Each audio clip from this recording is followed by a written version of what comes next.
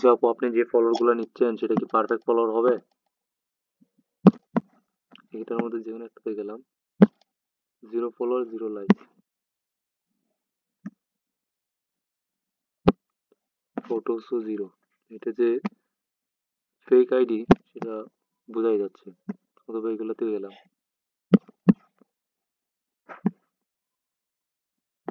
22 অক্টোবরে খুলছে, এটাতে গেলাম, দুইটা পিকই তো সেম।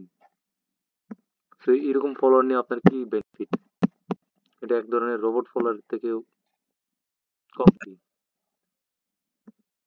ফেসবুক যে ফেক আইডি গুলো কয়দিন পরে এটা রিমুভ করে দেয়।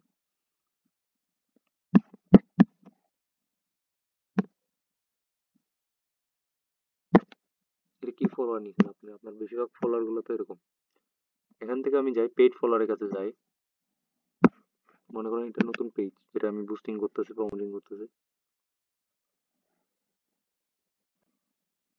এই পেজে যাই, এই পেজে প্রতিটি ফলোয়ার গুলোকে দেখেন, 2K এর উপর ফলোয়ার।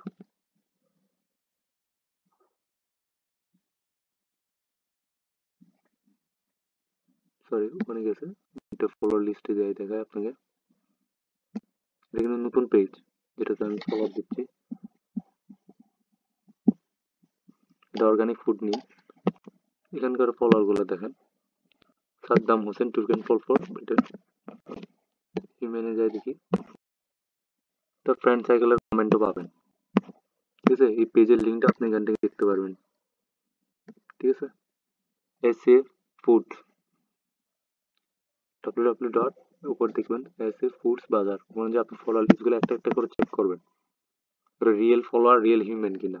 ঠিক আছে, আপনাকে যে ফলোয়ারগুলো দিচ্ছে এগুলা ফেসবুক যখন মনিটাইজেশনে অ্যাপ্লাই করবেন ফেসবুক ওটা ডিটেক্ট করে যে আসল রিয়েল হিউম্যান ফলোয়ার কিনা। এন্ড ওয়াচ টাইম আমি যেটা ক্লেম করে দিব সেটাতে কোনো ড্রপ হবে না।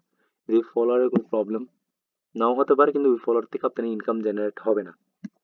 বুঝতে পারছেন? ওটা রিয়েল হিউম্যান না হলে মানুষ যদি না দেখে, রোবটটা তো লগ ইনই করবে না, তাহলে আপনার ভিডিওগুলো কিভাবে দেখবে?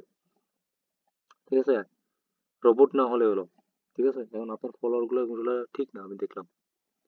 ঠিক আছে, এখানে দেখেন অ্যাড সেন্টার, যেগুলো ফলোয়ার গুলো আসতেছে মানে অ্যাডভার্টাইজিং এ, এখানে যে প্রমোট দেওয়া হয়েছে $5.86 মতো খরচ হয়েছে।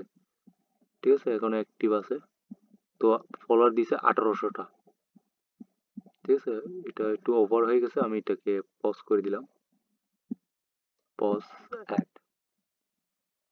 এটা অ্যাডভার্টাইজ দিয়ে নিয়ে আসা হয়েছে, মানে এই পেজে ফলোয়ারটা বুস্ট বা প্রমোটিং করে নিয়ে আসা হয়েছে S A food service. So আপনাকে যে ফলোয়ার গুলো দিচ্ছে সেটা আপনার জন্য ক্ষতিকর।